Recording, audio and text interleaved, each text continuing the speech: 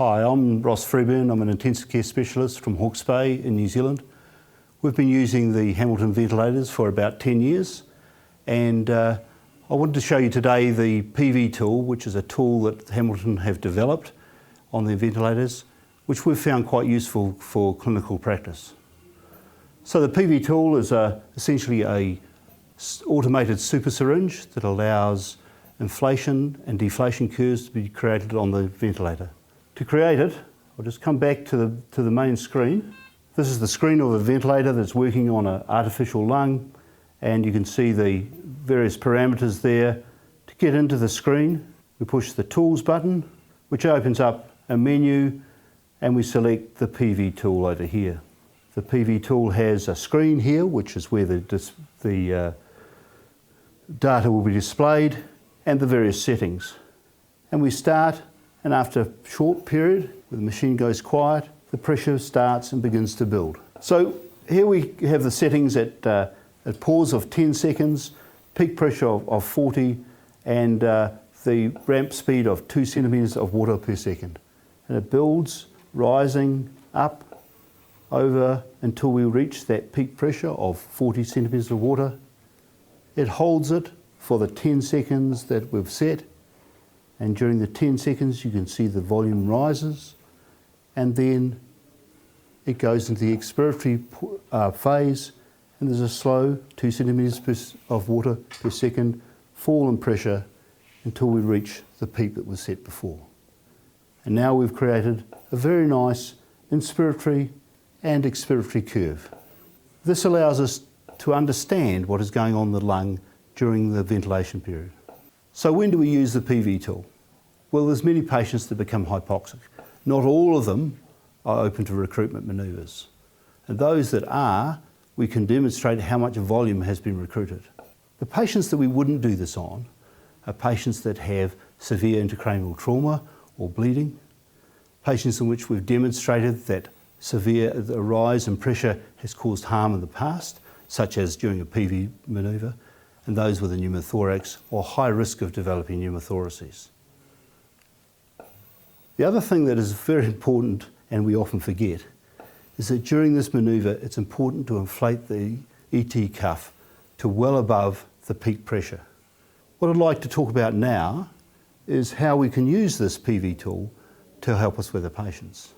We have used the PV tool to provide a mechanism of producing a repeatable recruitment manoeuvre, which can be done by anybody trained in the simple art of pushing buttons. So how do we use it? Well, we often start with 40 centimetres of water of pressure, and that will recruit about half the patients that we need, that we use it on. However, some patients do not respond to this and need higher levels, and we often go up to 60 centimetres of water of recruitment during each manoeuvre. And we do this by sequentially increasing it if the lower levels do not work. A large number of patients need 50 to 55, and that's where the majority of patients seem to respond. After the manoeuvre has been completed, we can see that this volume of lung has been recruited over that time. And in patients that we have done, we've found that it improves oxygenation and potentially improves their lung mechanics. So we see the rise, this area here, which is the recruited lung, and that volume can both be measured and is repeatable when this PV tool is used again, and then it goes back to its ventilation.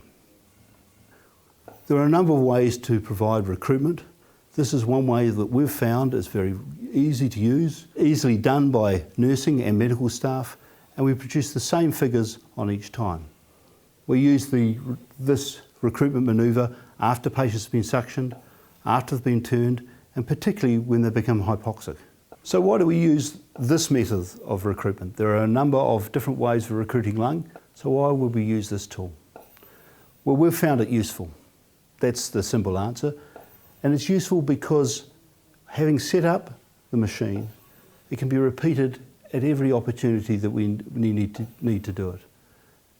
After suctioning, after turning, or at any time the patient desaturates, it may be necessary to provide recruitment to improve the patient's oxygenation. By using the PV tool, this can be done by anybody in an intensive care unit trained in the use of the ventilator. Our nursing staff, our junior medical staff and our consultants can all use it at the time that's appropriate. And it can be done repeatedly. The role of recruitment manoeuvres, of course, remains a little bit controversial, and we're not clear which is the best way to recruit the lung, how often we should do it, or when we should be doing it and how repeatedly we should be doing it. However, one of the advantages of using the PV tool over other methods is it does allow you to estimate the recruited volume here.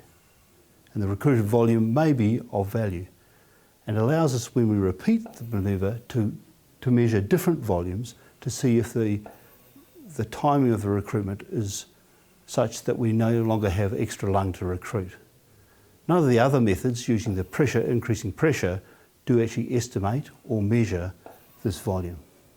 One of the potential uses of the PV tool is to set PEEP. Previously, we've tried to set PEEP against oxygenation, and a small number of studies have looked at it set against mechanical values on ventilation.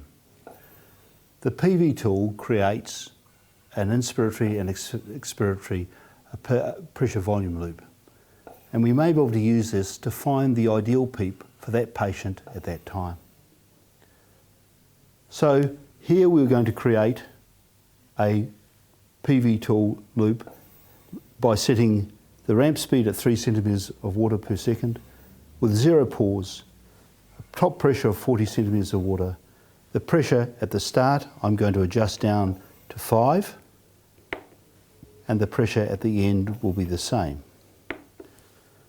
We're now going to start, closing that, and accepting that we're going to change the PEEP. Start the inspiratory part of the cycle, and then slowly the inspiratory curve will start with a rising pressure. We see arriving here, and rising at now 3 centimetres of water per second, with no pause at the top, and we see the expiratory part of the cycle being created as it drops down, creating a nice hysteresis curve. Now, this curve having been created, there are a number of things we could look at.